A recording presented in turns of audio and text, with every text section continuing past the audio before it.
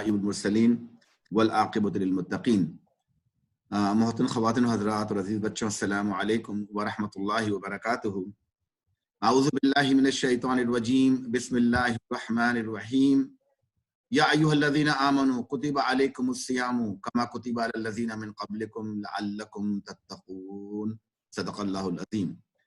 رب اشرح لی صدری ویسر لی امری واحلل عقدۃ من لسانی یفقهوا قولی۔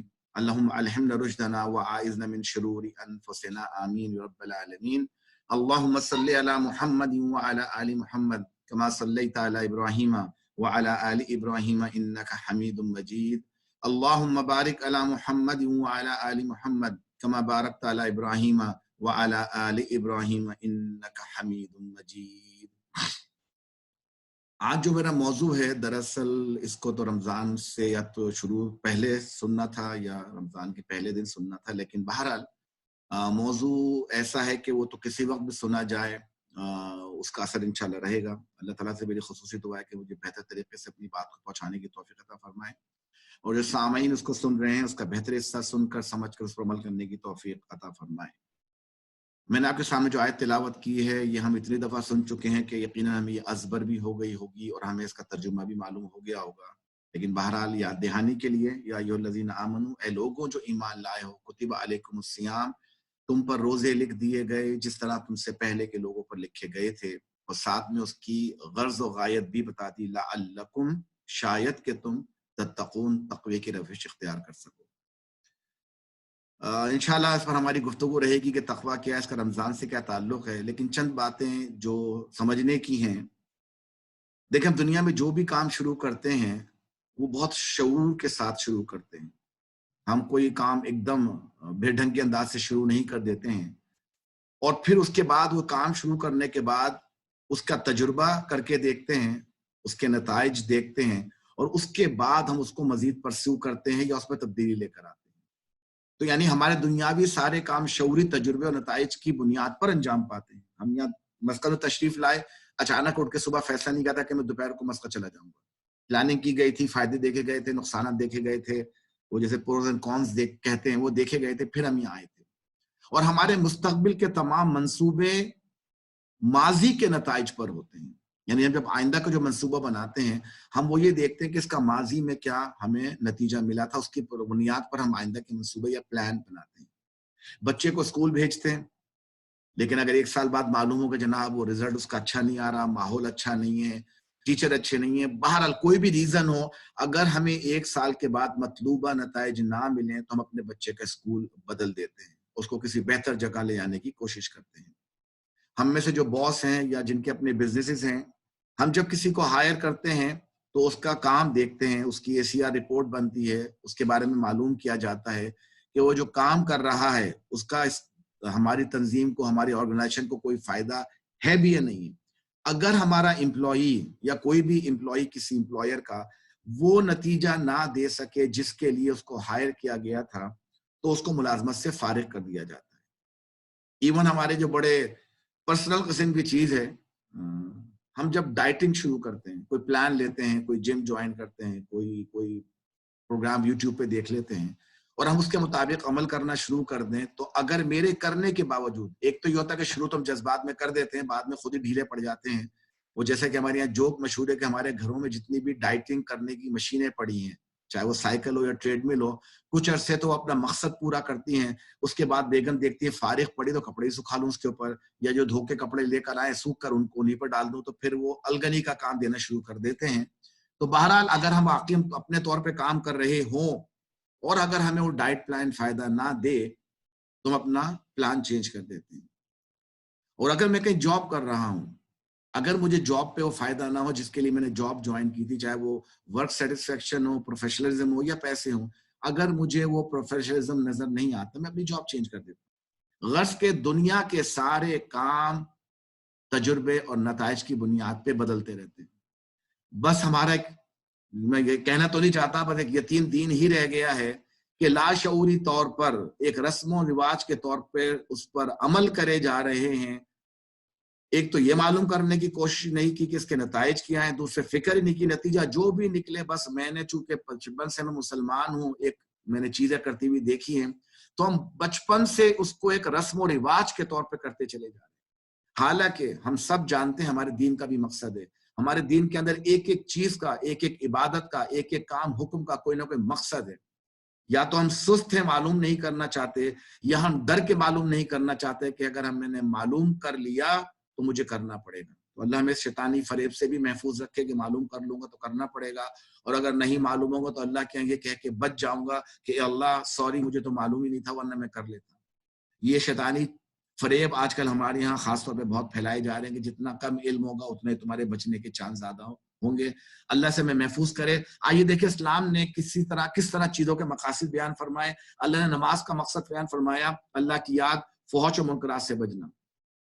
اقیم الصلاۃ لذکری، نماز قائم کرو میرے یاد کے لیے، اس کا بیسک پرپز یہ ہے، اور اللہ ہی کہتا ہے کہ نماز بچاتی ہے تم کو فحش و منکرات سے۔ زکوٰۃ کا مقصد اللہ نے بیان فرمایا، مال سے بے رغبتی اور مال کو پاکیزہ کرنا، یعنی مجھے معلوم رہے کہ مال کمایا تو میں نے ہے لیکن اللہ کی مہربانی کی وجہ سے اس میں سے مقررہ حصہ نکالنا قاعدے کے مطابق، قانون کے مطابق، یہ اس کا مقصد ہے کہ میرا مال پاکیزہ ہو جائے۔ حج کا مقصد اللہ فرماتا ہے کہ اللہ کے احکامات کا اتباع اور اس کے لیے نفس، مال اور وقت کی قربانی، یہ اس کے مطلوبہ نتائج جو حج کے ہوتے ہیں۔ تو یقیناً روزے کا بھی کوئی نہ کوئی مقصد ہوگا، اور آج ہی ہمارا خاص موضوع ہے۔ جس طرح اللہ نے، میں نے آپ کے سامنے سورہ بقرہ کی جو آیت تلاوت کی تھی اس میں اللہ نے فرمایا تھا کہ تم پہ روزے فرض کیے گئے لعلکم تتقون، تاکہ تم میں تقوی کی صفت پیدا ہو سکے۔ یہ تقوی کے معنی بیان کیے گئے ہیں، اصل میں تقوی کے صرف معنی ہے بچنا۔ اب وہ کس چیز سے بچنا ہو؟ اللہ کی ناراضگی سے بچنا، اللہ کے غصے سے بچنا، اللہ کی جہنم سے بچنا، اللہ کے احکامات توڑنے سے بچنا، یعنی تمام چیزوں کا عموماً ہماری اردو میں ترجمہ کیا جاتا ہے پرہیزگاری۔ پرہیزگار وہ ہوتا ہے جو اللہ کو ناراض کرنے سے بچتا ہے، اس کو پرہیزگار کہا جاتا ہے۔ تو اس کے عام مقصد بھی ہم پرہیزگاری لے سکتے ہیں۔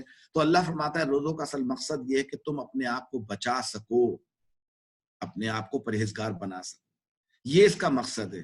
تھوڑا آگے بڑھنے سے پہلے یہ بھی سمجھتے چلے کہ تقوی ضروری کیوں ہے۔ اللہ فرماتا ہے تقوی کے لیے کہ تقوی ہدایت کے لیے بہت ضروری ہے۔ سورہ بقرہ کی پہلی آیت میں اللہ نے فرمایا تھا ھدی للمتقین، یہ قرآن ہدایت ہے ان کے لیے جو پرہیزگار بننا چاہیں، جو اللہ کی ناراضگی سے بچنا چاہیں۔ اور یہ لفظ عام ہے ہماری، اصل میں ہم نے متقی لفظ کو اپنے طور پہ ایک حیولہ بنا کے کھڑا کر دیا ہے کہ متقی سے مراد بہت ہی زیادہ نظر آنے والا متقی، اندر کے دلوں کا حال تو اللہ جانتا ہے کہ جناب اس کے بڑے خوبصورت امامے باندھے ہوں، لمبی شلوار، چھوٹی شلواریں ہوں، لمبے کرتے ہوں، خوشبوئیں آ رہی ہوں، اور واسکٹ پہنی ہوں، ہاتھ میں تسبیح ہو، 2-3 انگوٹھیاں ہوں۔ ایک حیولہ سے ہم نے فزیکل حیولہ بنا دیا ہے کہ جو اس پر پورا اترے گا متقی ہے۔ حالانکہ متقی اگر یہی شخص مسلمان ہی ہے تو پھر تو کافر کہہ سکتا ہے کہ اللہ آپ نے تو قرآن مسلمانوں کے لیے اتارا تھا، متقیوں کے لیے اتارا تھا، میرے اس میں ہدایت کیا تھی۔ یہاں وہی اس کے وسیع معنی ہے کہ جو دنیا کا شخص بھی اللہ کی ناراضگی سے بچنا چاہتا ہو اور اس نیت سے قرآن پڑھے گا تو اللہ فرماتا ہے ھدی للمتقین، ایسے بچنے والے کے لیے قرآن ہدایت ہے۔ تو تقوی ضروری ہے ہدایت کے لیے، تقوی ضروری ہے ہمارے مقصد پیدائش کے لیے۔ اللہ نے فرمایا تھا سورہ ذاریات میں وَمَا خَلَقْتُ الْجِنَّ وَالْإِنسَ إِلَّا لِيَعْبُدُونَ، میں نے انسان اور جنوں کو صرف اس لیے پیدا کیا تھا کہ وہ میری عبادت کریں۔ اور اسی بات کو اللہ نے سورہ بقرہ میں کھول کے بیان فرمایا، یا ایھا الناس اعبدوا ربکم الذی خلقکم والذین من قبلکم لعلکم تتقون، لوگوں بندگی اختیار کرو اس رب کی جو تمہارا تم سے پہلے ہوئے گزروں کا ان سب کا خالق ہے، تمہارے بچنے کی توقع اسی صورت میں ہے کہ تم تقوی اختیار کرو۔ اللہ نے قربانی کے لیے فرما دیا کہ نہ ان کے گوشت تمہیں پہنچتے ہیں اور نہ ان کا خون، مگر انہیں تمہارا تقوی پہنچتا ہے۔ تو قربانی کرتے ہوئے بھی تقوی کی ضرورت ہے۔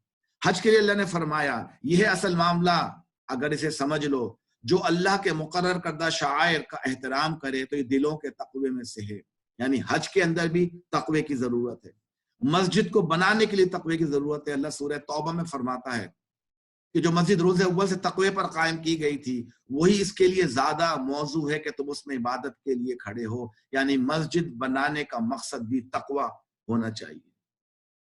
اس کے علاوہ انسانی معاشرت میں جو انسان کے آپس کی میل جول، تعلقات، اس کی رشتہ داریاں، اس کا جو پورا نظام ہے سوسائٹی کا، اس کو اگر خوبصورت طریقے سے بیلنس پر قائم کرنا ہے، اللہ فرماتا ہے بغیر تقوی کے بھی وہ قائم نہیں ہو سکتا۔ اللہ نے سورہ طلاق میں طلاق کے مسائل پر گفتگو کرتے ہوئے آیت اللہ نے نازل فرمائی، ذالکم یوعظ بہ من کان یؤمن باللہ والیوم الآخر، وَمَن يَتَّقِ اللَّهَ يَجْعَل لَّهُ مَخْرَجًا، یہ باتیں ہیں جن کی تم کو نصیحت کی جاتی ہے ہر اس شخص کو جو اللہ اور آخرت کے دن پر ایمان رکھتا ہو، جو کوئی اللہ سے ڈرتے ہوئے کام کرے گا۔ وَمَن يَتَّقِ اللَّهَ، جو اللہ کا تقوی اختیار کرے گا، اللہ کہتا ہے کہ ہم اس کو یجعل لہ مخرجا، اس کے لیے مشکلات سے نکلنے کا راستہ پیدا کر دے گا اللہ۔ تو دیکھیں تقوی کی یہاں تک ضرورت انسانی ذاتی معاملات جو اس کے پرسنل اور سوشل معاملات ہیں۔ اب سوال جیسے میں نے پہلے کہا کہ تقوی ہے کیا؟ بچنا۔ تو تقوی کے جو اسلامی معنی اگر آپ سمجھیں، جو اس کے لغوی اصلی معنی سمجھیں، تقوی تو وہ ہے کہ جو اللہ کو غیب میں مان کر اس کی ناراضگی سے بچا جائے۔ یہ نہیں کہ میں سامنے اللہ کو دیکھنا چاہوں، میرے سامنے کسی مجسم شکل میں موجود ہو، جیسے کہ ہر دور کے لوگوں کی خواہش اور تمنا رہی ہے کہ یا تو وہ اللہ کو دیکھ لیں۔ یہ وہ تمنا تھی کہ موسیٰ علیہ السلام تک اللہ سے سوال کر بیٹھے کہ کیا اللہ میں آپ کو دیکھنا چاہتا ہوں، کیا میں آپ کو دیکھ سکتا ہوں؟ تو اللہ نے فرمایا تھا لن ترانی، مجھے تم نہیں دیکھ سکتے، بلکہ مجھے کوئی بھی نہیں دیکھ سکتا، لیکن جذبہ ہر ایک کے اندر موجود ہے۔ لیکن انبیاء کو اور مومنین کو سمجھا دیا گیا کہ جذبے کو اپنے ساتھ رکھو، انشاءاللہ قیامت کے بعد کچھ ایسے خوش نصیب ہوں گے جن کو اللہ اپنا آپ دکھا دے گا۔ اللہ ہم سب کو ان میں شامل فرمائے، آمین رب العالمین۔ تو ہر کوئی دیکھنا چاہتا ہے، لیکن اللہ کہتا ہے نہیں، دنیا میں تو شرط یہی ہے کہ مجھے دیکھے بغیر مانگو۔ اگر دیکھ کر مانا تو کیسے پتا چلے گا کہ دل سے مانا کہ ظاہری ٹیپ ٹاپ سے ڈر گئے؟ جیسے کہ عموماً طور پہ اگر ہم پولیس والوں کو دیکھ کے قانون کا احترام کر لیں تو یہ کوئی سند نہیں ہے کہ میں ہمیشہ قانون کا احترام کرتا ہوں۔ قانون کے احترام کا مجھے تب پتہ چلے گا کہ رات کا اندھیرا وقت ہو، دور دور تک کوئی متنفس نہ ہو، نہ پولیس والا، نہ کوئی دیکھنے والا، نہ کوئی کیمرہ۔ اس وقت میں اگر قوانین کی پابندی کرتا ہوں تو پتہ چلے گا کہ واقعی میں دل سے قوانین کی پیروی کرتا ہوں۔ تو پہلی شرط تقوی کے لیے ہے کہ اللہ کو غیب میں رہ کر مانا جائے۔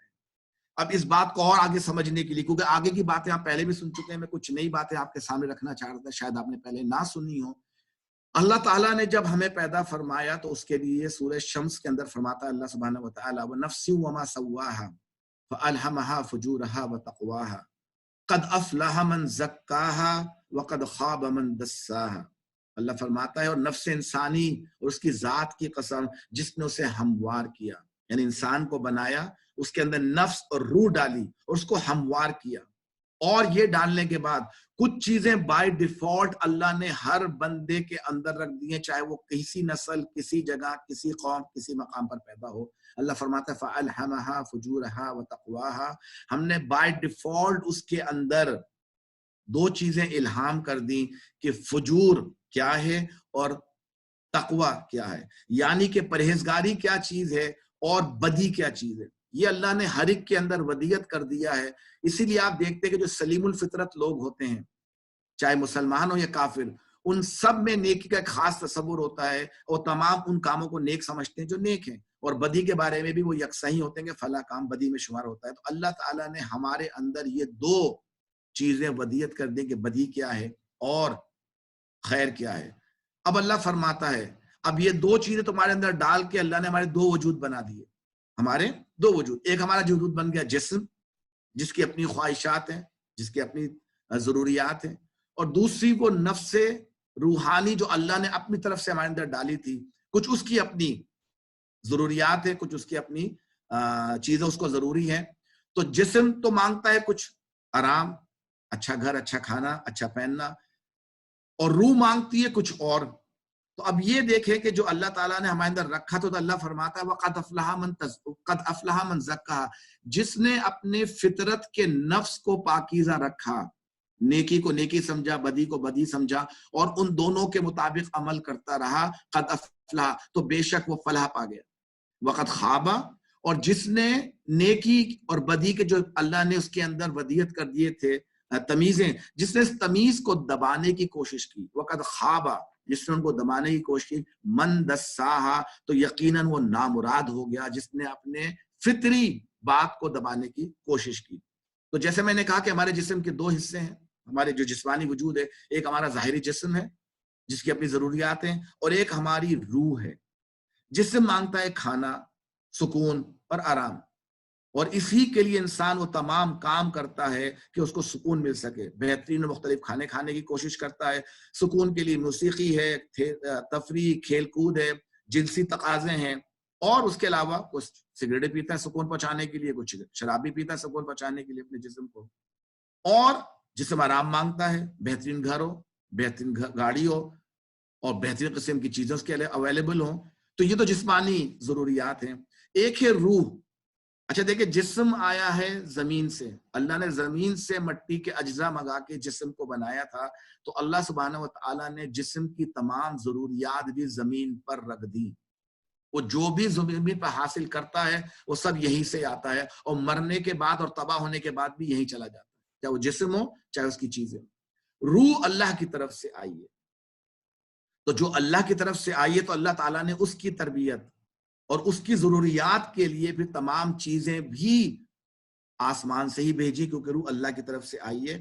اور یہ ہے وہ بات جو نفس لوامہ کہہ کے اللہ نے مقرر کر دیا کہ نفس لوامہ ساتھ رکھ دیا ہے, جو اس کو ٹوکتا رہے گا کہ کام تم کر رہے ہو غلط ہے, اور سمجھاتا رہے گا کہ کام تم جو کر رہے ہو وہ صحیح ہے. اب ہماری زندگی ان دونوں چیزوں کی کشمکش کا نام. جسم چاہتا ہے کہ میں طاقتور ہوں, میری مانی جائے. روح چاہتی ہے کہ میں طاقتور ہوں, میری مانی جائے. اور یہ زندگی اسی کشمکش کا نام ہے, اور اللہ تعالیٰ نے اسی کشمکش کے ساتھ ہمیں دنیا میں بھیجا ہے. اور اللہ نے فرما دیا کہ ہم نے تمہیں دنیا میں صرف امتحان کے لیے بھیجا ہے کہ دیکھیں تم کس کی بات مانتے ہو, اس جسم کی بات مانتے ہو یا تم روح کی بات مانتے ہو. اور یہ انسان کے ساتھ آخر وقت تک لگی رہے گی جب تک کہ وہ مر نہیں جاتا. دیکھیں بڑی عجیب سی بات ہے, اسی بات کو سیگمنٹ فرائڈ, ہمارے یہ فرائڈ لوگ شاید جانتے بھی ہو شاید نہ بھی جانتے ہو, ہم ہر بعد دفعہ لوگوں کو خاموں کا فتنہ بھی بنا دیتے ہیں. بہرحال اس کو نیورولوجی کا اور نفسیاتی علاج کا بانی سمجھا جاتا ہے, خاص طور پر نفسیاتی علاج کا. سائیکیٹرک جو ٹریٹمنٹس ہیں اس کے اندر سیگمنٹ فرائڈ کا بڑا اونچا نام ہے. یہ آسٹریلیا کا نیورولوجسٹ تھا, تقریباً 20 صدی کے اندر کی بات ہے. اس نے اپنی ساری زندگی کی ریسرچ کو جو سمویا ہے وہ میں آپ کے سامنے رکھ رہا ہوں مختصر الفاظ میں, کیونکہ ہمارے موضوع سے تعلق ہے تو رکھ رہا ہوں. اس نے انسانی نفسیات کو 3 درجوں میں رکھا ہے. نفسیات کا تعلق دماغ سے, اور دماغ کے کچھ اپنے کام ہیں, تو نفسیات کو 3 درجوں میں مقرر کیا ہے. وہ کہتا ہے کہ انسان کی نفسیات 3 درجوں میں, اڈ, ایگو, سپر ایگو. اڈ کیا ہے؟ یہ اپنی جسمانی ضروریات پورا کرنے کا نام ہے, بائی ہک اور بائی کرک. جو جسم مانگے اس کو دے دو, جو دل چاہے کر لو. اور اس معاملے میں سیگمنٹ فرائڈ کہتا ہے اس میں اخلاقیات کا کوئی تصور نہیں ہے, بس جو دل میں چاہے جو دل میں آئے وہ پورا کر لو. یہ ہے انسان کا جسمانی تقاضا, جس کو سیگمنٹ فرائڈ بھی کہتا ہے, یہ اڈ ہے. دوسرا کہتا ہے ایگو ہے. انسان ایک معاشرے میں رہتا ہے, پڑھے لکھے معاشرے میں رہتا ہے, لوگوں کے ساتھ رہتا ہے, اور جہاں کہیں بھی معاشرہ ہوتا ہے وہاں بھی کچھ اجتماعی طور پر کچھ اچھائیاں سمجھ لی جاتی ہیں کہ یہ کام کریں گے تو اچھائیاں ہیں, اور کچھ باتوں کو تقسیم کر دیا جاتا ہے, آئیڈینٹیفائی کر دیا جاتا ہے کہ یہ جو کام ہے یہ برے ہیں, یہ نہیں ہونے چاہیے. اب انسان جب اس معاشرے میں رہے گا, جسم تو اس کا ساتھ ہے, لیکن اب وہ مجبور ہے کہ وہ جسم کی ہر خواہش کو اس طرح پورا نہیں کر سکے گا جس طرح اس کا دل چاہے گا. اب اس کو تھوڑے معاشرے کی جو اقدار ہیں, جو معاشرے کے اندر جو قوانین رکھے گئے ہیں, وہ ان کو ملحوظ خاطر رکھتے ہوئے, ان کو دیکھتے ہوئے اپنے جسم کی خواہش پوری کرنے کی کوشش کرے گا. ایک بھوکا اگر واقعی بھوکا ہو, اس کو جسم کی اپنی ضرورت پوری کرنی ہو, وہ چرا کے بھی کھا لے گا, اس کو اپنی بھوک مٹانی ہے, ٹھیک ہے نا. اس کو کہ سونا ہوگا, وہ جا کے فٹ پاتھ پہ کسی پارک میں جا کے سو جائے گا, یا کہ ڈبے کوڑ کے سو جائے گا, جیسے امریکہ میں بہت ہوتا ہے. لیکن ایک پڑھا لکھا شخص, ایک معاشرے کا شخص, وہ چوری کرتے ہوئے گھبراتا ہے کہ نہیں یار ٹھیک ہے میں چوری کر تو سکتا ہوں لیکن لوگ کیا کہیں گے. یعنی اس کو روکنے والی چیز معاشرے کے قوانین ہیں. وہ اس کا اپنا ایگو بھی ہو سکتا ہے کہ میں ذرا پڑھا لکھا اچھا ذرا تہذیب یافتہ آدمی ہوں, میں جاہلوں والی حرکتیں کیوں کروں. اس کو سیگمنٹ فرائڈ نے کہا ہے ایگو. تیسری چیز خود سیگمنٹ فرائڈ مانتا ہے کہ سپر ایگو. وہ کہتا ہے کہ یہ چیز جسم سے ماورا ہے, اس میں صرف اخلاقیات اور روحانیت, اس میں اسپرچولیٹی کا تعلق آیا تھا, اس میں اسپرچول آپ کی زندگی ہے روحانی, وہ اس کے اندر شامل ہو جاتی ہے. اب انسان جو کام کرتا ہے پھر وہ بہت اونچی ہستی کو مان کر, اپنا رب مان کر, اپنا لارڈ مان کے, خدا ایشور بھگوان جو بھی مان کر, اب وہ جو کام کرتا ہے وہ اس لیول پہ کرتا ہے کہ جو کہ انسانی جسم کے تقاضوں سے بڑھ کر ہے. تو سیگمنٹ فرائڈ نے بھی کہا اڈ, ایگو, سپر ایگو.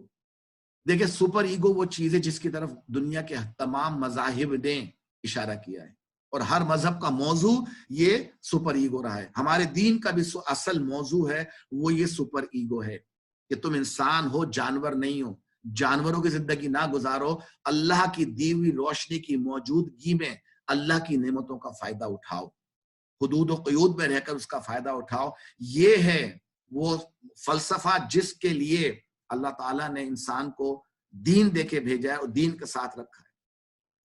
اب دیکھیں یہ کشمکش ہے، میں نے کہا نا یہ تو سارا سال چلتی رہتی ہے، ساری عمر چلتی رہتی ہے کہ جسم کچھ مانگتا ہے، روح کچھ مانگتی ہے. ایون مومنات اور مومنین کے ساتھ بھی یہ معاملہ ہے کہ ان کے ساتھ بھی جسم کے تقاضے تو لگے نا، بھوک ان کو بھی لگتی ہے، اچھا کھانا ان کو بھی چاہیے، اچھا کپڑا، آرام، گاڑی ان کو بھی چاہیے، اور یہ ہر دور میں بھی رہی ہے.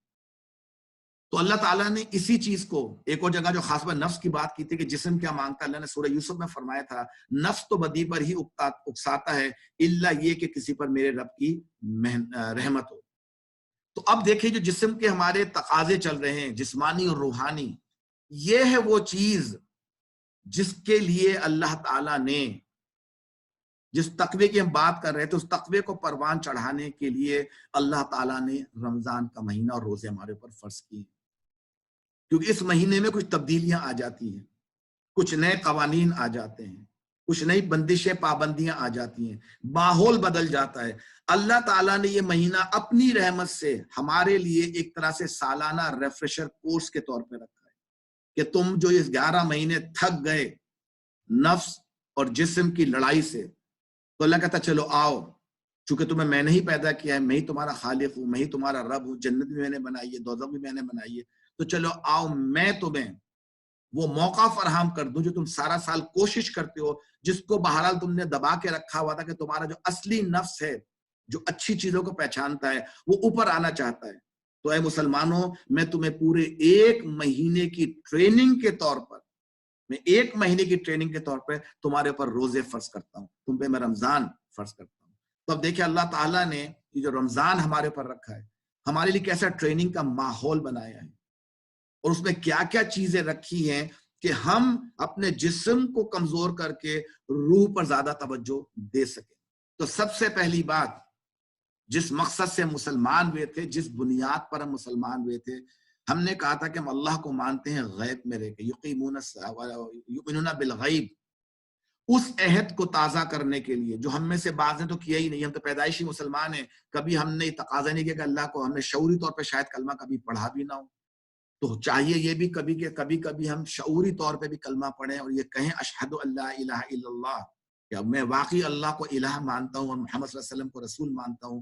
اور اب تو دونوں ہمارے لیے غیب میں، چلے صحابہ کے لیے تو اللہ غیب میں تھا، محمد صلی اللہ علیہ وسلم غیب میں نہیں تھے، میرے لیے تو دونوں کے دونوں غیب میں ہیں. مجھے دونوں پر، اللہ پر اور رسول پر غیب میں ایمان لانا پڑے گا. تو چونکہ یہ بات اللہ کی ہو رہی ہے تو اللہ تعالیٰ نے اس مہینے کی ابتدا ہی کی ہے ایمان بالغیب سے.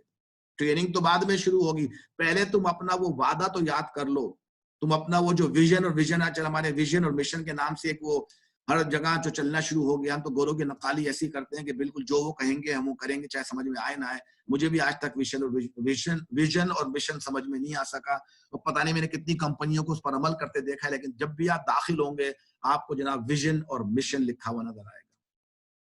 تو اللہ تعالیٰ نے بھی ہمیں دنیاوی طور پہ کہا چلو ٹھیک ہے، ہم تمہارا ویژن اور تمہارا مشن تازہ کر دیتے ہیں. تمہارا ویژن اور مشن یہ تھا کہ یؤمنون بالغیب، تو آؤ روزے کی ابتدائی تم اس بات سے کرو کہ تم اللہ کو غیب میں مانتے ہو. کیسے؟ فجر کے بعد کھانا بند کر کے دکھاؤ. روزہ رکھنے کا یہ مطلب ہے نا کہ اب فجر کے بعد، فجر سے پہلے جو کھایا سو کھایا، جتنا کھایا سو کھایا، اب فجر کی اذان کے بعد تم ایک قطرہ پانی بھی نہیں پی سکتے. اور دیکھیں اس مشن اور ویژن کا کیسا ظہور ہوتا ہے کہ بے انتہا بے عمل قسم کے شخص کو روزہ رکھوا دیں، بے عمل شخص کو روزہ رکھوا دیں. وہ پورے دن دیکھیں کیا کرتا ہے، چاہے وہ نماز نہ پڑھتا ہو، روز کے رمضان کی حالت میں قرآن بھی نہ پڑھتا ہو، روزہ رکھتا ہو، آپ دیکھیں گے وہ فجر سے لے کے مغرب کی اذان تک کچھ نہیں کھاتا. اگر سگریٹ پینے والا سگریٹ نہیں پیتا، کچھ نہیں کرتا، چاہے نماز نہ پڑھو. میں بھی مثال دے رہا ہوں آپ کو، اللہ کا جو مشن اور ویژن تھا نا کہ تم نے رب کو غیب میں مانا تھا، اور تمہیں پریکٹیکل کر کے دکھاتا ہوں کہ دیکھو تمہارا مجھ پہ اتنا ایمان ہے، تم نماز نہیں پڑھ رہے ہو، روزہ نہیں، کیا نام ہے، کھانا نہیں کھا رہے ہو، لیکن نماز بھی نہیں پڑھ رہے ہو، نماز کا تمہیں خوف نہیں ہے کہ تمہارا دین جائے گا کہ نہیں جائے گا، لیکن دیکھو تمہارے میرے بالغیب ہونے کا اتنا بڑا یقین تمہارے اوپر آ گیا ہے کہ تم نے روزہ رکھا، تمہیں بھوک لگ رہی ہے، پیاس لگ رہی ہے، تم نماز نہیں پڑھ رہے ہو لیکن کھانا بھی نہیں کھا رہے ہو. شاید تمہیں بھی پتہ نہیں کہ نماز پڑھنے سے دین جائے گا نہیں جائے گا، لیکن تمہیں یہ 100% یقین ہے کہ اگر میں نے روزے میں ایک گھونٹ پانی بھی پی لیا، یہاں تک کہ میں نے غرارہ کرتے ہوئے چند قطرے جان بوجھ کے اتار لیے، تو اس شخص کو معلوم ہے کہ میرا روزہ ٹوٹ گیا، چاہے دنیا کو پتا چلا ہو نہ چلا ہو. اس شخص کو ایمان بالغیب ہونے کا اتنا 100% یقین آ گیا تھا کہ اگر میں نے قطرے پانی پی لی میرا روزہ ٹوٹ گیا. بتائیں ہماری زندگی میں کوئی اور عبادت ایسی ہے جو ہمیں اللہ کے بالغیب ہونے کا 100% پروف دے سکے؟ یہ واحد روزہ وہ عبادت ہے جو ہمیں اللہ کے 100% غیب میں رہنے کا ہمیں احساس اور ہمارے عقیدے کو تازہ کرتی ہے. تو پہلا کام اللہ نے کیا کر دیا؟ ہماری تربیت کا آغاز ہی کر دیا کہ دیکھو تم نے مان لیا کہ میں غیب میں ہوں نا، اور تمہارے مجھے اتنا یقین بھی ہے کہ میں تمہارے روزے کے ٹوٹنے کا علم ہو جائے گا. تو چلو مجھے پتا ہے کہ تم 11 مہینے بڑے شوقین تھے کھانا کھانے کے، دوپہر کو جیسی لنچ ٹائم ہوتا تھا تمہارے پیٹ میں درد شروع ہو جاتا تھا. بسم اللہ واللہ آخرہ. شام کو رات کا کھانا تھوڑا دیر ہو جائے تو تمہارے پیٹ میں جو ہے گڑگڑاہٹ ہونے لگتی تھی. مجھے پتا ہے کہ تمہارے ساتھ روزے میں یہ ہوگا، حالانکہ جبکہ تم نے ناشتہ تو 7-8 بجے کیا ہوتا ہے عام دنوں کے اندر، اور دوپہر کو کھانا کھانے کے تمہیں بھوک لگتی ہے. تو اللہ نے دوسرا کام ہمارے لیے کیا کہ اللہ کہتا ہے چلو تمہیں میں صبر دیتا ہوں. کتنی حیرت کی بات ہے یا نہیں نا؟ چاہے ہم گرم ممالک میں رہتے ہوں یا ٹھنڈے ممالک میں، ہم عام دن اگر تھوڑا دیر سے کھانا کھائیں طبیعت بے چین ہونے لگتی ہے، لیکن اللہ کا ہم پر کرم اور احسان دیکھیں، ایمان بالغیب کے حاضر و ناظر ہونے کا تصور آدھی کہتا ہے صبر سے آ جاتا ہے کہ دوپہر ہو رہی ہے، سب 5 بج رہے ہیں، 5:30 بج رہے ہیں عمان کے اندر، جو سننے والوں کا ٹائم الگ ہوگا، بھوک سے ہم بلبلا نہیں رہے. ہاں شاید تھوڑی سی پیاس کی کسک کہیں لگ رہی ہو، وہ بھی اے سی نے دور کر دی ہے، لیکن وہ بے چینی نہیں ہے جو عام دنوں میں دن کے 2 بجے لنچ ٹائم پر ہوتی تھی. یہ کس کا رحم ہے میرے اوپر؟ یہ میرے رب کا رحم ہے میرے اوپر کہ اس نے مجھے صبر بھی عطا فرما دیا کہ آؤ میں چاہتا ہوں کہ تم ٹریننگ میں صابر بن کر آؤ، جلد بازی نہ کرو، یہ نہ ہو کہ تمہارے ٹریننگ ساری کری کرائی غارت ہو جائے. تو دوسرا کام اللہ نے کیا کہ مجھے صبر دے دیا. تیسرا کام، اب چونکہ ہماری روح کو مضبوط کرنا ہے، روح اوپر سے آئی ہے، تو اللہ تعالیٰ نے وہ تمام ماحول پیدا کر دیے، کچھ ایکسٹرا چیزیں رکھ دی ہمارے لیے. ایکسٹرا نفل میں کہہ رہا ہوں، ہمارے یہاں لوگوں نے تو اب لڑائیاں کر کر کے نوافل کو فرض اور فرض کو نفل درجے پر ہم لے کر آ گئے. اللہ ہمیں شیطانی فریب سے دوبارہ بچائے، ہمیشہ کے لیے بچائے. ہم رمضان میں جتنا نفل پہ لڑتے ہیں فرائض پہ نہیں لڑتے، بلکہ فرائض کو اکثر بھول ہی جاتے ہیں. بہرحال اللہ نے ہمارے لیے کچھ ایکسٹرا چیزیں رکھ دی تاکہ جسم اور کمزور ہو اور روح مزید مضبوط ہو جائے. تو اللہ تعالیٰ نے ہمارے لیے دیکھے سب سے پیارا انتظام جو کیا وہ راتوں کو تراویح کا کر دیا. یہ نفل نمازیں اس پہ بحث بالکل نہ کریں، اکیلے پڑھیں، جماعت سے پڑھیں، مسجد میں پڑھیں، 10 پڑھیں، 8 پڑھیں، 20 پڑھیں، 12 پڑھیں، کوئی اس کے اندر تفرقے کی ضرورت نہیں ہے. ایک اللہ نے نفل عبادت اپنے فرض کی ہے تاکہ میں روح کو مضبوط کروں. یہاں میرا یہ عالم ہے کہ میں تراویح کی تعداد کی بنیاد پر روح تو کیا مضبوط کروں، اپنے دوسرے فرقہ کے بھائیوں کو وہ القابات سے نوازتا ہوں کہ میرا جسم، میرا دل خوش ہو جاتا ہے کہ صاحب میں نے اس کو کیا دلیل سے اس کا میں نے منہ بند کر دیا.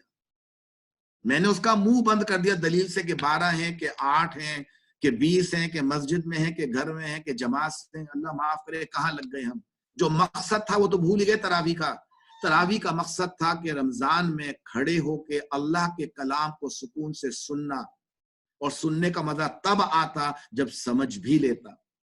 اگر میں سمجھوں گا ہی نہیں تو مجھے کیا لطف آئے گا. تبھی تو نماز میں ہمارے اکثر حضرات اونگ رہے ہوتے ہیں، شبینے میں تو اور بھی برا حال ہوتا ہے. تو اللہ نے کتنا پیارا تراویح کا نظام رکھا کہ تم کھڑے ہو اور اللہ کو یاد کرو، تمہاری روح مضبوط ہوگی. پہلے ہم جتنا کھلاتے تھے لوگوں کو، اس مہینے میں اللہ اور جذبہ بڑھا دیتا ہے. ہم زیادہ لوگوں کو کھلانے کی سوچتے ہیں، افطاری کے نام پر دوستوں کو، رشتہ داروں کو، پڑوسیوں کو، بھوکوں کو، راہ چلتے مسافروں کے لیے اللہ ہمارے ہاتھ اور دل کھول دیتا ہے. کتنا پیارا ہمارے لیے انتظام کیا، اس سے روح خوش ہوتی ہے. اللہ تعالیٰ نے شب قدر کا اس میں انتظام فرمایا ہے. 5 راتیں ہمیں دے دیں کہ جاؤ کھڑے ہو اس میں عبادت کرو. کسی ایک رات بھی ہمیں نہیں پتا کون سی ہے تو 5 راتوں کا اہتمام کر لیں. ساری رات جاگنے کی کوئی ضرورت نہیں ہے. چند گھنٹے چند ساعتیں بھی مل گئیں خلوص کے ساتھ اور دل سے اللہ سے مانگ لیا ان 5 راتوں میں، تو یقیناً 100% شب قدر مل گئی. شرط وہی خلوص، تھوڑا سا وقت اللہ کے ساتھ تنہائی کے اندر. زکوٰۃ و صدقات پر ہم لوگ اس مہینے زکوٰۃ نکالنے کی بہت زیادہ کوشش کرتے ہیں، حالانکہ اس کا اسلام سے اور دین سے کوئی تعلق نہیں ہے. زکوٰۃ کا تعلق 12 مہینے گزرنے کے بعد آتا ہے. اگر رمضان میں میرے مال کو جمع ہوئے 9 مہینے ہوئے تو زکوٰۃ ہی نہیں ہے، تو میں کیوں فکر کر رہا ہوں؟ اور جب اس پہ زکوٰۃ 12 مہینے بعد آ جاتی ہے اس کی فکر ہی نہیں کرتا. لیکن بہرحال ہمیں لوگ صدقات اور زکوٰۃ پر بھی غور کرتے ہیں. اور جو ذرا آسودہ حال ہیں، جنہیں اللہ نے کوئی زیادہ پیسے دیے ہیں، وہ اس مہینے عمرہ کرنے کی ضرور کوشش کرتے ہیں کہ ذرا ماحول اور اچھا مل جائے گا. کہ اتنی اچھی تربیت اگر مکہ میں یا مدینے میں ہو جائے تو سبحان اللہ، یہ بہت ہی اچھا ہوگا. تو دیکھیں اللہ نے کس طرح یہ پورا ماحول ہمارے لیے بنایا ہے کہ رمضان میں یہ تربیت ہو جائے. جو ہماری کشمکش چلتی رہتی ہے جسم اور روح کی، وہ اس مہینے پوری کی پورے مہینے جسم کے بجائے روح پر ہی رہے. اب جو تقوی میں حاصل کر رہا ہوں رمضان میں روزے رکھ کر، اللہ کو غیب میں مان لیا، ماحول بن گیا، تراویح پڑھ لی، قرآن پڑھ لیا، اس کا مجھے فائدہ کیا ہوگا؟ اللہ نے اس کا ایک دنیا میں اور 2 آخرت میں فائدے گنائے. ویسے تو اس کے بے انتہا فائدے میں آپ کے سامنے 2 باتیں رکھ رہا ہوں تاکہ وقت ہمارے پاس جو ہے محدود ہے.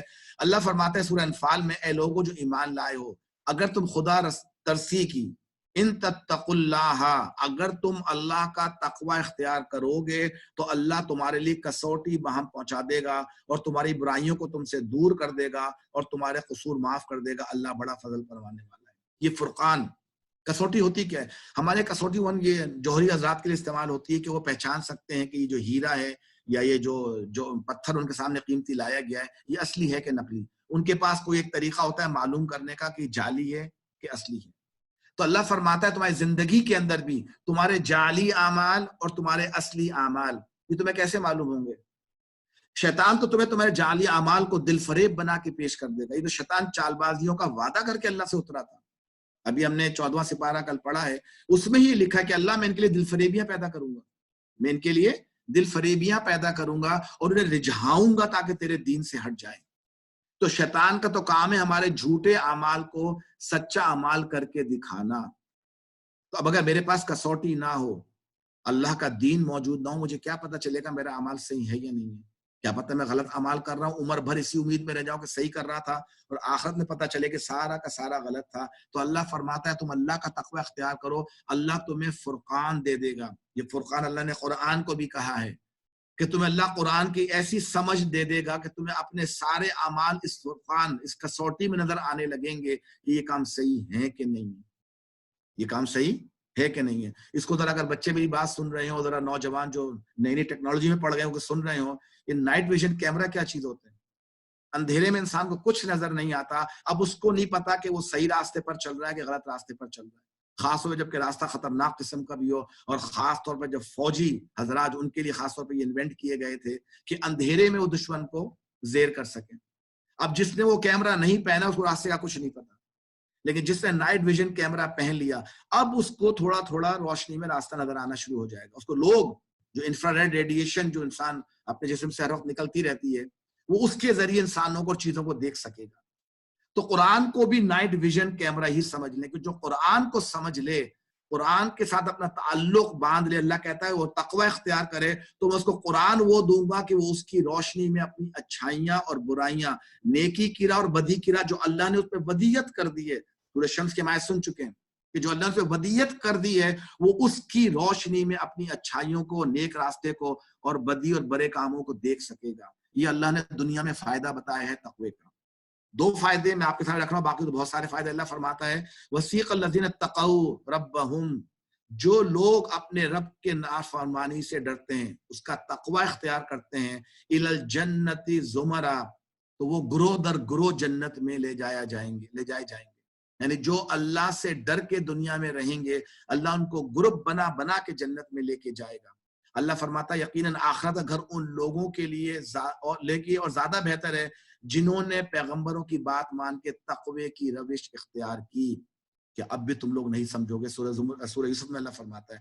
تو دیکھیں یہ ہے تقوی کے فوائد کہ میں اللہ سے غیب میں رہ کر قرآن کی روشنی میں اللہ کے بتائے ہوئے راستے پر چلوں، اور اگر مجھ سے غلطی ہو جائے جو کہ ہوگی، غلطوں سے پاک تو صرف انبیاء اور فرشتوں کی ذات ہے. اگر انبیاء کی اس لیے کہ اللہ نے ان کو محفوظ کر دیا ہے، مانا غلطیوں سے پاک اہل سنت الجماعت کے عقیدے کے اصلی عقیدے کے مطابق انبیاء کے علاوہ، انبیاء کیونکہ وہ معصوم ہوتے ہیں، غلطی کرنے کی گنجائش ہر ایک میں موجود ہے، وہ بڑے سے بڑا صحابی کیوں نہ ہو. ابھی جیسے ابو صدیق کی آپ نے بات سنی اپنے عمر بیٹے سے اسامہ سے کہ ابو صدیق کا کیا مقام تھا، لیکن ہم ان کے لیے بھی عقیدہ رکھتے ہیں غلطیوں سے پاک تھے.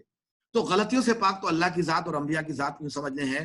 تو غلطیاں تو ہم سے ہوں گی، لیکن اگر ہم تقوی کی روش پر چلتے رہے، غلطی کرنے کے بعد اللہ کے عذاب سے ڈرتے رہے اور توبہ کرتے رہے، تو انشاءاللہ تعالی جو ہمارے دنیا میں آنے کا مقصد تھا وہ پورا ہو جائے گا، اور یہ ہمیں قرآن ہی بہم پہنچائے گا. اب آئیے تھوڑا بڑا جو ہمارا رہ گیا ہے، اس میں ہم یہ بھی سمجھیں کہ اللہ تعالیٰ نے اس روزے کو قرآن کے ساتھ کیا نسبت دی ہے، کیونکہ ایک بڑی پیاری سی آیت قرآن کی موجود ہے، سورہ بقرہ کی آیت ہے 150.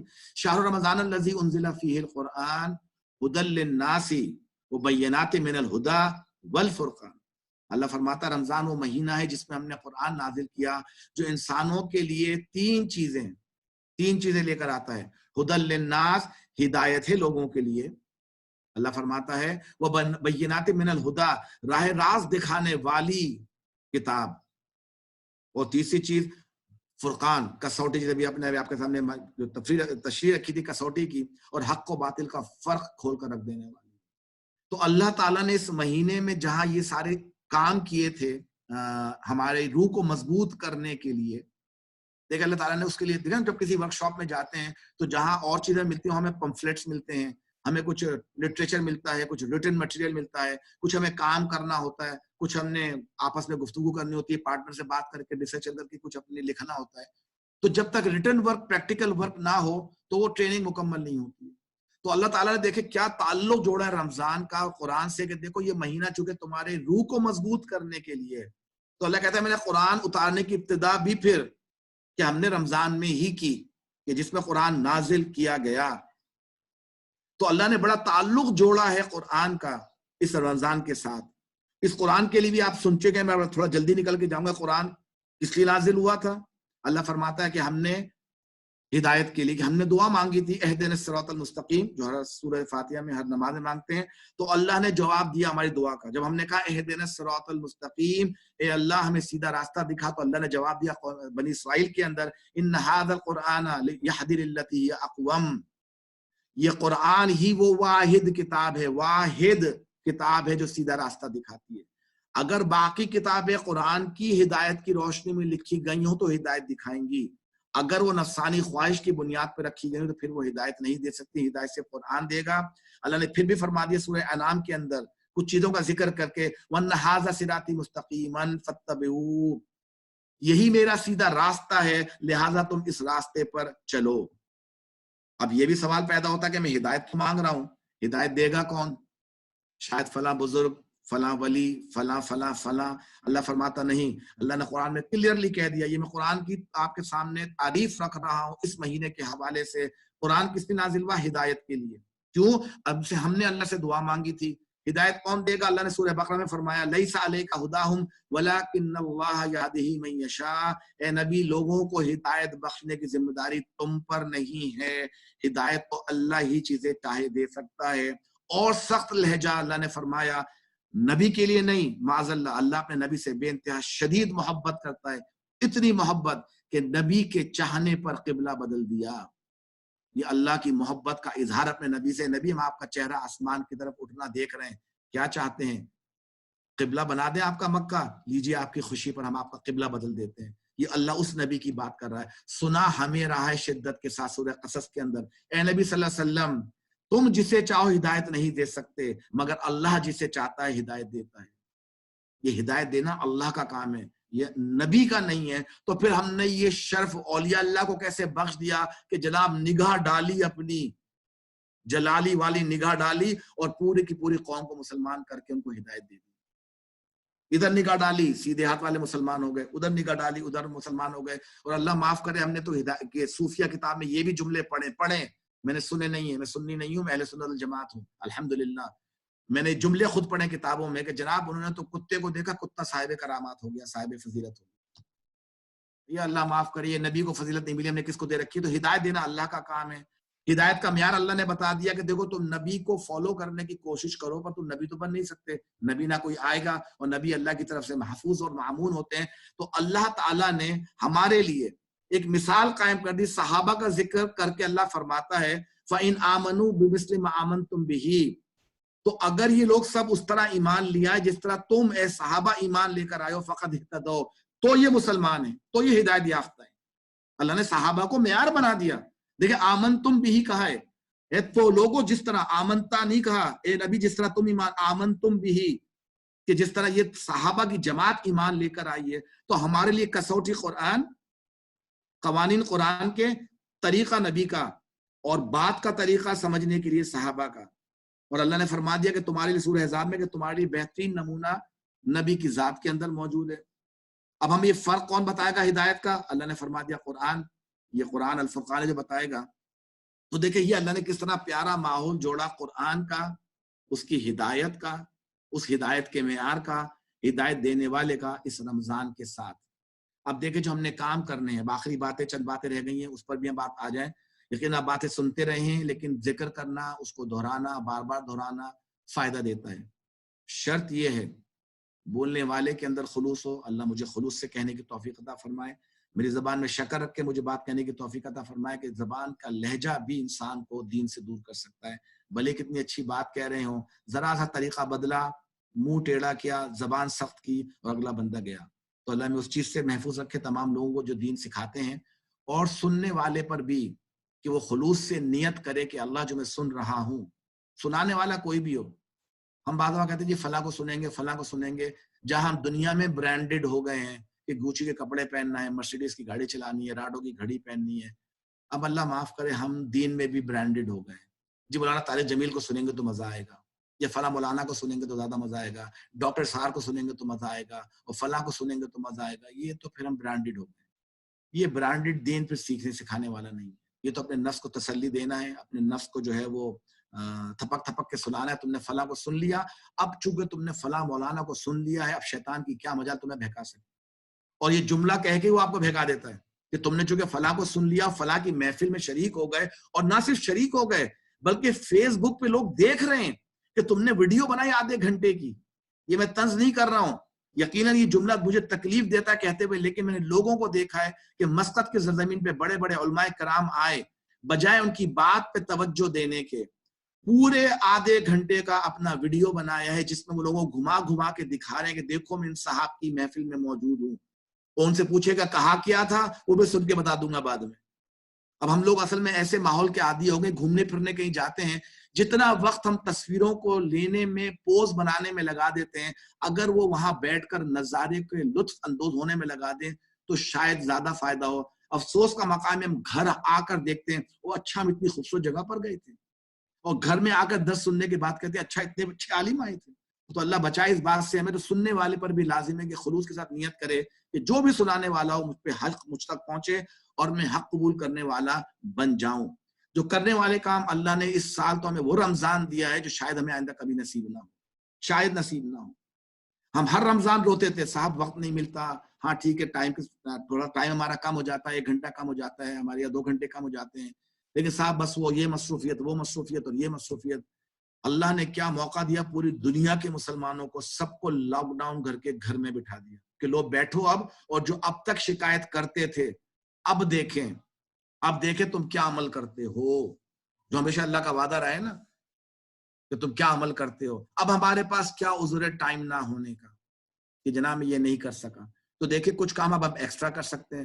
اللہ نے اگر تراویح مسجد میں پڑھنے سے روک دیا تو گھر میں تراویح پڑھ سکتے ہیں، ویسے گھر میں پڑھنا بھی افضل بھی ہے. ایک جو ہم اعلیٰ کام ہمیشہ سے کرنے کی کوشش کرتے رہے کبھی کر نہ سکے.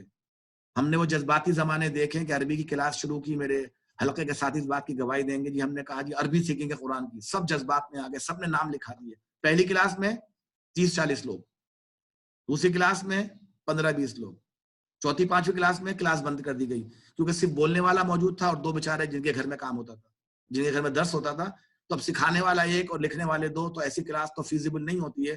ہم نے بہت عربی کی کلاسیں شروع کی اور بہت ساری کلاسیں بند ہو گئیں کیونکہ لوگ پڑھنے کو تیار نہیں تھے. ہو رہی ہوں گی کلاسیں، میں یہ نہیں کہتا بالکل نہیں، میں اپنا تجربہ بتا رہا ہوں. اب قرآن کی عربی سیکھنے کا بڑا نادر موقع مل چکا ہے. یوٹیوب کے چینل بڑے پیارے پیارے پروگرام سے بھرے پڑے ہوئے ہیں. انڈرسٹینڈ قرآن اکیڈمی کا کورس موجود ہے، عامر سہیل صاحب کا کورس موجود ہے، اور جتنی مذہبی تنظیمیں موجود ہیں ان سب کے کورس موجود ہیں. جو پیسے والے ہیں ان کے لیے جو امریکہ میں نیا لڑکا جو آیا ہے وہ بیٹھا ہے، نام میرے ذہن سے نکل گیا ہے، اس کے پروگرام موجود ہیں. جو اب دنیا بھر میں قرآن فہمی کورس ہو گئے، تو اس رمضان کم از کم اب ہمارے پاس اللہ کے پاس کوئی عذر نہیں ہے کہ میں قرآن کیوں نہیں سیکھ سکا، کہ میرے پاس ٹائم اب تو تھا. اور تھوڑا قرآن کو حفظ کرنے کا اہتمام کرم کر لیں، تھوڑا موبائل سے تعلق کم کر لیں. لیکن مجبوری ہے کہ جو لوگ گھر سے کام کر رہے ہیں، خود ہم بھی اسکول تو نہیں جا رہے لیکن گھر سے بیٹھ کے کلاس لے رہے ہیں، تو سارے کام تو کرنے پڑیں گے. لیکن اب ہمارے پاس پہلے کے مقابلے میں نعمان علی خان نام یاد آ گیا، اللہ بعد ذہن میں نام نہیں آتا، نعمان علی خان بھی جو اپنا کورس کروا رہا ہے، تو جو تھوڑے پیسے والا کورس ہے، تو جو پیسے والے حضرات ہیں وہ کورس بھی کر سکتے ہیں. کہنے کا مقصد یہ تھا کہ اب قرآن کو سیکھنے سکھانے کا اہتمام گھر میں کیجیے، گھر والوں کے ساتھ کیجیے، بچوں کے ساتھ کیجیے. آخری بات، اللہ تعالیٰ نے فرمایا تھا کہ لعلکم تشکرون، شاید کہ تم شکر گزار بنو. دیکھیں شکر گزاری جو ہے نا وہ تب آتی ہے ذہن میں جب اس چیز کی قدر و قیمت معلوم ہو جو دی جاتی ہے. میں آپ کو بڑی چھوٹی سی مثال دیتا ہوں بچے کی لے کے. بچے کس طرح کے بچے بڑے معصوم ہوتے ہیں، بچے اپنا ریئیکشن چھپاتے نہیں ہیں، بچے دل کے سچے ہوتے ہیں، من کے سچے ہوتے ہیں. جو اچھی لگتی ہے کہہ دیتے ہیں، جو بری لگتی ہے وہ بھی کہہ دیتے ہیں، وہ پرواہ نہیں کرتے کہ اگلا برا مانے گا نہیں مانے گا. اور بچے بے انتہا پریکٹیکل سچے ہوتے ہیں، وہ جھوٹ نہیں بولتے. آپ ایک بچے کے ہاتھ میں ایون 10-12 سال کا بچہ ہو، کہیں کہ جناب میں آپ کو آج پاس ہونے کی خوشی میں تحفہ دوں گا. اب آپ کے پاس 2 تحفے ہیں، ایک بڑا عمدہ قسم کا چاکلیٹ کا پیکٹ ہے جس میں بڑی اعلیٰ قسم کی چاکلیٹ جو مارکیٹ میں مشہور بھی بہت ہو رہی ہو وہ ہو، اور آپ کے ہاتھ میں ایک سرٹیفکیٹ ہو، کاغذ کا ٹکڑا. آپ بچے کے ہاتھ میں سرٹیفکیٹ دے دیں، وہ خوش تو ہو جائے گا کہ چلو بعد میں کام آ جائے گا. اگر ہمارے پاس کوئی پیمانہ ہوتا نا دل کے حالات جاننے کا، تو پتا چلتا کہ خوشی زیادہ نہیں ہے. لیکن اسی بچے کو ہم ایک تیسری چیز بھی شامل کر دوں گے، چاکلیٹ دے دیں، کوئی اعلیٰ قسم کی چاکلیٹ، اور دل کا پیمانہ دیکھے تھوڑا میٹر اوپر چلا جائے گا. خوشی بھی ہے، چاکلیٹ تو بڑے مزے کی ہے، سرٹیفکیٹ تو بعد میں مل جائے گا. تیسرا انعام، اور پھر بچے کا میٹر دیکھے گا احتیاط کے ساتھ کہ میٹر پھٹ ہی نہ جائے. آپ اس بچے کو موبائل فون تحفے میں دے دیں، پھر دیکھیں سے اچھل کے وہ آپ سے لپٹے گا اور چیخے گا اور دھاڑے گا. یہ آپ سب کے ساتھ گھر میں یقیناً ہو چکا ہوگا، میرے گھر میں بھی ہو چکا ہے. یہ فیکٹ بتا رہا ہوں میں آپ کو. میں ہر بات وہ کرتا ہوں جو مجھ پہ گزر چکی ہوتی ہے، جس کا میں شاہد ہوتا ہوں. تبھی بات میں شاید اثر تھوڑا رہ جاتا ہے کہ جب بچوں کو فون دیا، ان کو سرپرائز دے کر ایک خاص عمر میں آنے کے بعد، ہماری عمر کی ایک لمٹ موجود ہے، تو وہ جس طرح اچھلے تھے وہ ریکارڈڈ ہے ہمارے پاس. وہ انشاءاللہ بڑے ان کو دکھائیں گے اور بعد میں کہ وہ اتنا خوش کیوں ہوئے کہ وہ جو چیز انہیں دی گئی تھی اس کی وہ اہمیت سمجھتے تھے، اس کی قیمت سمجھتے تھے. میں قیمت ریالوں کی بات نہیں کر رہا ہوں، پیسوں کی، روپوں کی بات نہیں کر رہا ہوں، کہ ان کو ملا کیا ہے. تو جو ان کی خوشی دیدنی تھی نا، یہ تمام پیرنٹس بات سن کے مسکرا رہے ہوں گے کہ زوم کی کلاس چل رہی ہے تو کچھ کے چہرے نظر بھی نہیں آ رہے ہوں گے. وہ جو دیدنی خوشی بچے کے چہرے پہ موبائل کی آتی ہے، لعلکم تشکرون، وہ دل سے آپ کا شکریہ ادا کرتا ہے، وہ میٹر فل ہو کر، اگر آپ جانچ سکتے. تو چونکہ روزے کی ہمیں اہمیت ہی نہیں پتا ہو تو ہم شاید اس طرح شکر بھی ادا نہ کر سکے جس طرح اس کا حق ہے، لیکن کوشش تو کر سکتے ہیں نا. تو اللہ یہ کہتا ہے لعلکم تشکرون، کہ تم کوشش تو کرو شکر ادا کرنے کے. اللہ نے تمہیں کتنی بڑی نعمت عطا فرمائی ہے.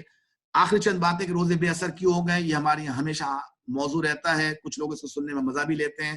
ہم جو کہتے ہیں کہ اللہ تعالیٰ نے جسم کو کمزور کرنے کے لیے کہا تھا، تو ماشاءاللہ مسلمانوں کی افطاریاں اور سحریاں دیکھ لیجئے، اور کسی طرح اگر مہینے کا ہم بجٹ بنا لیں، باقی 11 مہینے کا ایوریج بجٹ، کتنی شکر کھائی گئی تھی، کتنا آٹا، کتنا تیل، کتنا مکھن، کتنا دودھ، کتنا دہی، ایک مہینے کا، پورے مہینے کا، جو میری فیملی ممبر تھے، جو میں 3 یا 4 وقت کھانا کھاتا تھا، صبح کا ناشتہ، دوپہر کا اسنیک، لنچ، شام کی چائے، رات کا کھانا اور مڈ نائٹ اسنیک.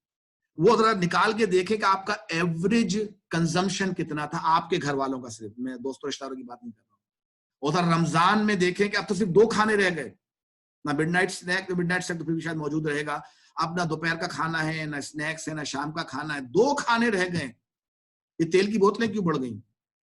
یہ بیسن پکوڑے، روح افزا، یہ منع نہیں ہے، حرام نہیں ہے، بالکل نہیں کہہ رہا ہوں، بالکل کھائیے، شوق سے کھائیے، اللہ نے حلال کیا ہے اور اللہ خوش ہوتا ہے جب اس کی نعمتوں کو کھایا جائے. میں ایک مثال دے رہا ہوں کہ جس کو کمزور کرنا تھا وہ تو بڑھ گیا. وہ کسی نے طنز لکھا تھا یہ کورونا کے حالات کے اوپر کہ اس وقت کورونا میں کوئی چیز باہر نہیں نکل رہی ہے، کوئی چیز باہر نہیں نکل رہی ہے سوائے پیٹ کے. پیٹ نکلے جا رہا ہے کیونکہ کچھ کرنے کو نہیں ہے، گھروں میں قید ہو گئے، چھٹیاں لیکن کہیں جا نہیں سکتے. تو کھانا پینا، اللہ کے شکر ایک چیز جو کم ہو گئی، جو ہر رمضان میں کہتا تھا اللہ نے خود ہی کم کر دی اس بار، کہ خریداری کا کوئی رجحان اب نہیں ہے، سب گھر میں بیٹھے ہیں، کوئی تیاری نہیں ہو رہی ہے. ہاں خواتین ہماری بزی ہیں جو ہمیشہ سے رہتی ہیں، اور سب سے پیاری بات جو ان سال اس رمضان میں ہونے جائے گی ہمارے تمام ملکوں کے اندر، کیا وہ چاند رات نہیں ہوگی. تو اللہ بتا رہا ہے کہ دیکھو مسلمانوں، رمضان اور عید چاند رات کے لیے نہیں، تمہاری عبادات اور عبادات کا اصل تحفہ عید جو اللہ کے یہاں ہے اس کے لیے فرض کی گئی تھی. دیکھو تم اس بار عید کیسے مناتے ہو بغیر چاند رات کے. کہا گئی وہ چوڑیاں اور رنگے ہوئے کپڑے اور میچنگ کے جوتے اور تمام وہ چیزیں، درزی بند، چوڑیاں والے بند، مہندی لگانے والے بند. اب اصل میں ہم صحیح رمضان گزار سکتے ہیں اگر ہم چاہیں تو. ہم پر ڈیپینڈ کرتا ہے کہ جب آخری اشرف بھی اب آنے والا ہے انشاءاللہ چند دنوں کے بعد، اس کو واقعی اس طرح گزار لیں جس طرح رمضان میں گزارنے کا حق ہے. یہ اللہ کے شاید بہت بڑا کرم ہوا ہے نا. ہم کہتے ہیں کہ انسان کو چاہیے کہ ہر وقت ہر ماحول میں وہ نیکی ڈھونڈنے کی کوشش کرے، کہ اتنے تنگی کے حالات کے اندر بھی اللہ سبحانہ و تعالیٰ نے ہم کو کیا موقع نصیب فرمایا ہے کہ ہم قرآن سے قریب ہو کے رمضان کو اصلی طور پہ گزار سکتے ہیں. اب یہ ہم پر ڈیپینڈ کرتا ہے. اللہ جیسے کہا نا واتقوا اللہ ما استطعتم، تقوی اختیار کرو جو تمہارے اختیار میں ہو. تو یہ ہمیں اپنے اختیارات جانچنے کا مہینہ ملا ان کورونا کے حالات کے اندر، تاکہ کل کوئی شکایت نہ کر سکے اللہ کو مجھے تو نہیں پتا تھا، مجھے تو ٹائم نہیں ملا، مجھے تو یہ مجھے تو وہ. اللہ ہمارے کورونا کا پورا ویڈیو، جس طرح ہمارے صابر بھائی یہ زوم کا ویڈیو ریکارڈ کر رہے ہیں، یہ بھی ہمارے خلاف پیش کر دیا جائے گا. اور جو دنیا کا کورونا کا نہیں، دنیا کا جب سے دنیا بنی ہے اس وقت تک کا جو ویڈیو بن رہا ہے، جو ہمارے کرامن کاتبین بیٹھ کے ویڈیو بنا کے اپلوڈ کرتے ہیں، اور ہمیں کتاب دے دی جائے گی اقرا کتابک، پڑھو اپنی کتاب. آج تمہارے حساب کتاب کے لیے یہ تمہاری ویڈیو زندگی کافی ہے. اللہ ہمیں ان حالات کے اندر بہترین طریقے سے دین پر عمل کرنے کی توفیق عطا فرمائے، رمضان کو بہترین طریقے سے گزارنے کی توفیق عطا فرمائے، اور وہ کام کرنے کی توفیق دے دے جو ہم ٹالتے رہتے کہ اللہ وقت نہیں ہے. اللہ تیرا احسان، تیرا کرم، تیرا بے انتہا کرم، تو نے وقت ہمیں دے دیا کہ ہم یہ سارے کام کر سکیں. خصوصی دعا اللہ سے کہ ان حالات میں ہمارے اوپر رحم فرما. اگر یہ اللہ کی ناراضگی ہے تو اللہ ہم سے راضی ہو جا، اور اللہ کا امتحان ہے تو اللہ میں امتحان میں کامیابی سے گزرنے کی توفیق عطا فرما دے. اے اللہ یہ سب تیرے بندے ہیں، یہ سب تیرے بندے ہیں، چاہے مسلمان ہے غیر مسلم ہے، وہ نہیں جانتے تو ان کا رب ہے، پر اللہ تو جانتا ہے تو ان کا رب ہے. تجھے تو پتہ ہے نا، تو نے ان کو پیدا کیا ہے. اے میرے مالک ہم سب پر سے مصیبت ہٹا دے. یہ بہت بڑی مصیبت ہے، خاص طور پہ وہ لوگ جو پیشہ دن دہاڑی کمانے والے، اللہ مسلمان یا غیر مسلم سب تیرے بندے. اللہ تو ان سب کا کرنے والا ہے، تو ان کا کر بھی رہا ہوگا یقیناً. ہم تو اپنی دیوار کے پیچھے نہیں دیکھ سکتے، ہمیں کیا پتا دنیا میں تو کیا کیا کر رہا ہے، تو کرنے والا ہے. اللہ تو ان سب کا حامی اور ناصر ہو جائے. اللہ ان کو مصیبت میں تو ان کی مدد فرما دے. جو خوشحال ہے اللہ ان کے پاس بہت ہے.